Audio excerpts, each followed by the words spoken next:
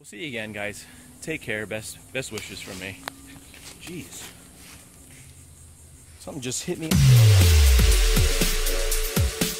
morning, everybody.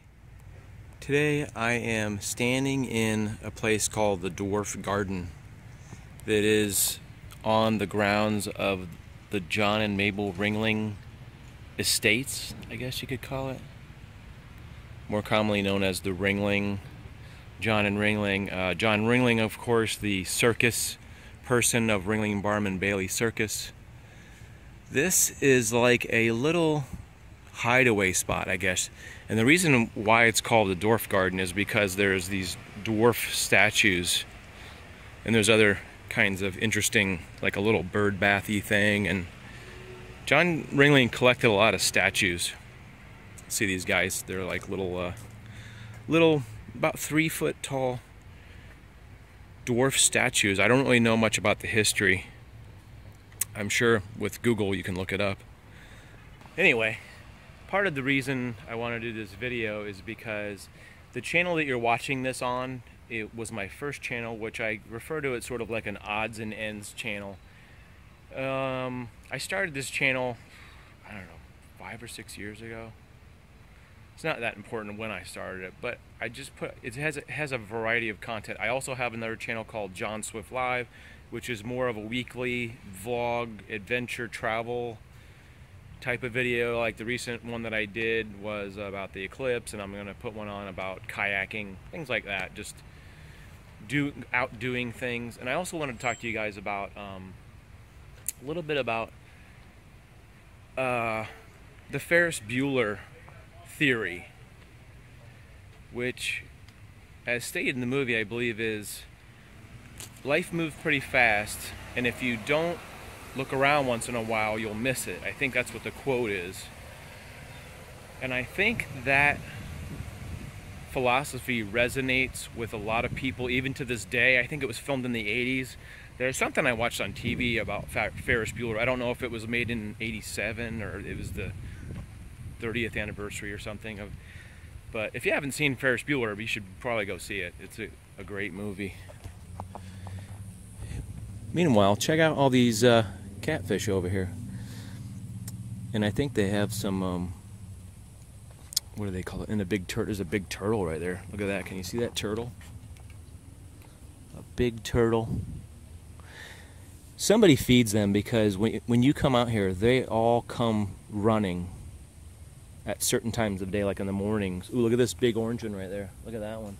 That one's huge. That's about a 10-pound, maybe a 20-pound fish, that orange fish right there. See how they come running?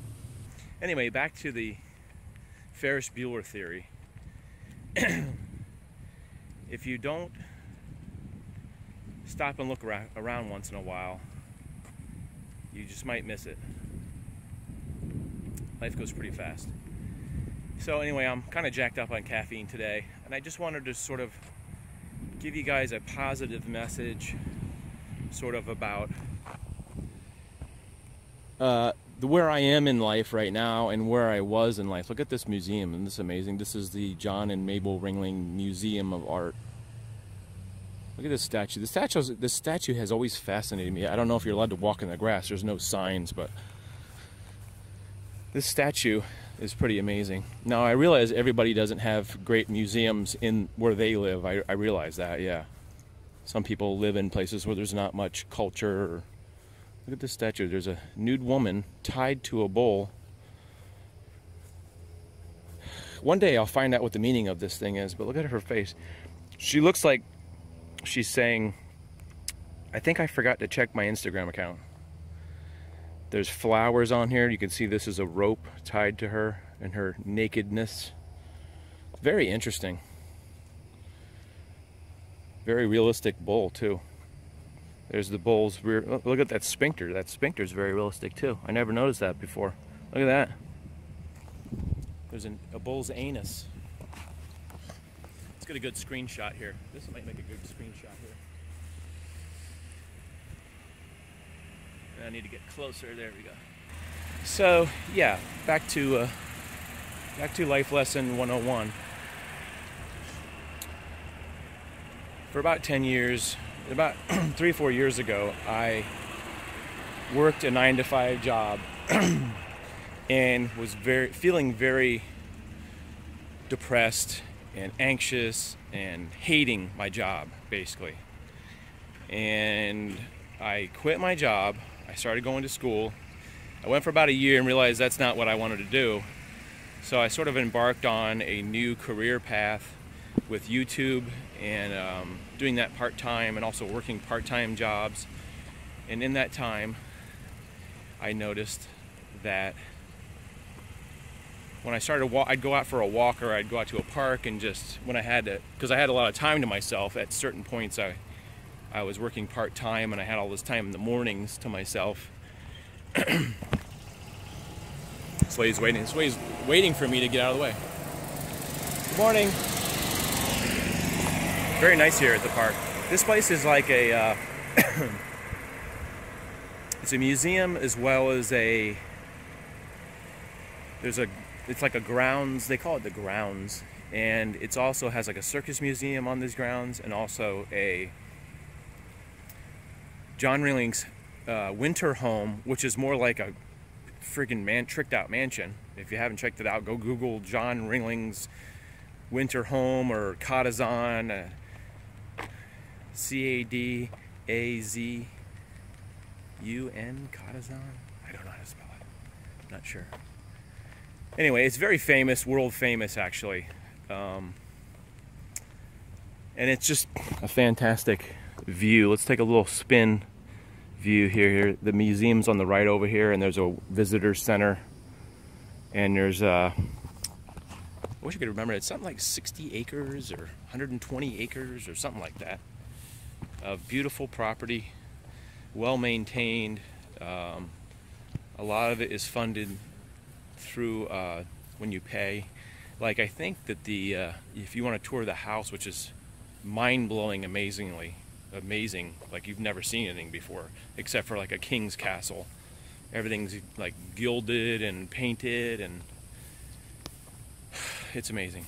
But I'm sorry, I'm having trouble focusing on one subject. I'm doing two subjects. I'm giving you a tour of the grounds of John Ringling, plus I'm trying to talk about Ferris Bueller. Now, Ferris Bueller was a fictional character. He's in a movie, blah, blah, blah, blah, blah. But I think the ideology or the philosophy that he was dealing with was like, take a day off every once in a while. Go walk in a park. Go walk through a museum. Go walk to the movies. Go find something cool to do. You know, they used to have the medieval fair out here, which was a medieval themed fair. That makes sense. The way I just explained that was good. The medieval fair is a medieval themed fair. There you go. That's all the explanation you need. So yeah, so I quit my job, started working part-time, eventually started working for with kids in the afternoon, so I had my mornings free.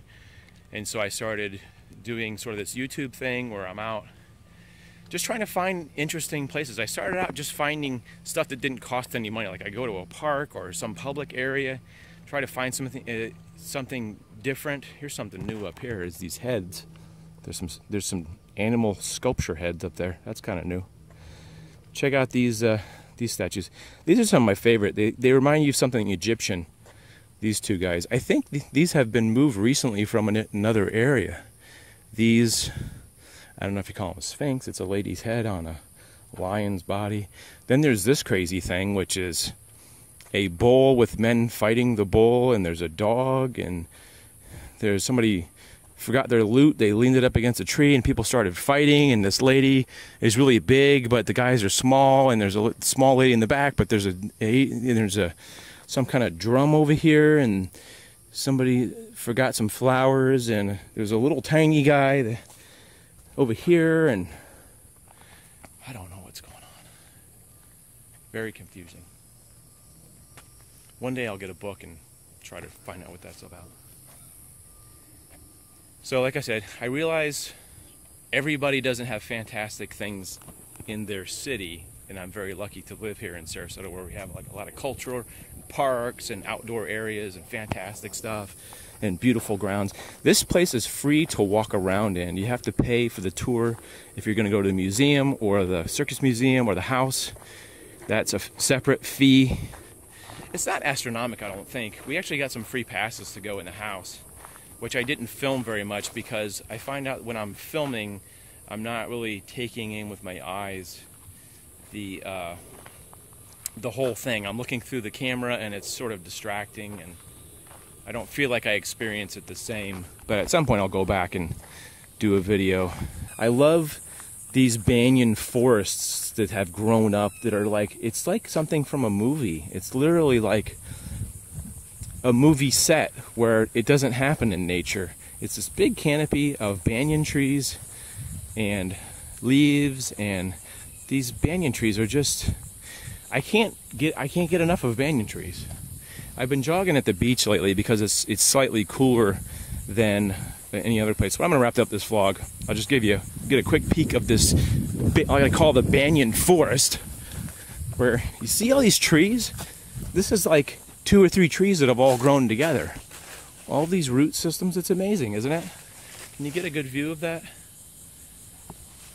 I tell you what, if you ever come to Florida or Sarasota or Tampa area, come to the Ringling. It's amazing. They're not paying me to say this, but anyway, I gotta get going.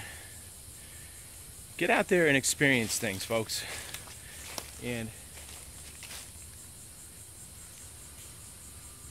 remember, life is fast. If you don't stop every once in a while, you're gonna miss it. We'll see you again, guys. Take care. Best wishes from me. Jeez. Something just hit me on the friggin' shoulder. Wow. This, whatever this thing is, just hit me on the shoulder. It felt like somebody threw it at me.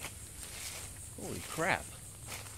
I guess this is what grows from banyan trees, is this little thing. Wow. What's the chances that you'd be walking and actually get hit right in the shoulder? Right there. That kind of hurt. I guess this is the season where they're all falling out of the trees. Well, anyway. I was wondering if there was like squirrels up there or something throwing stuff at me. Keep dreaming, guys.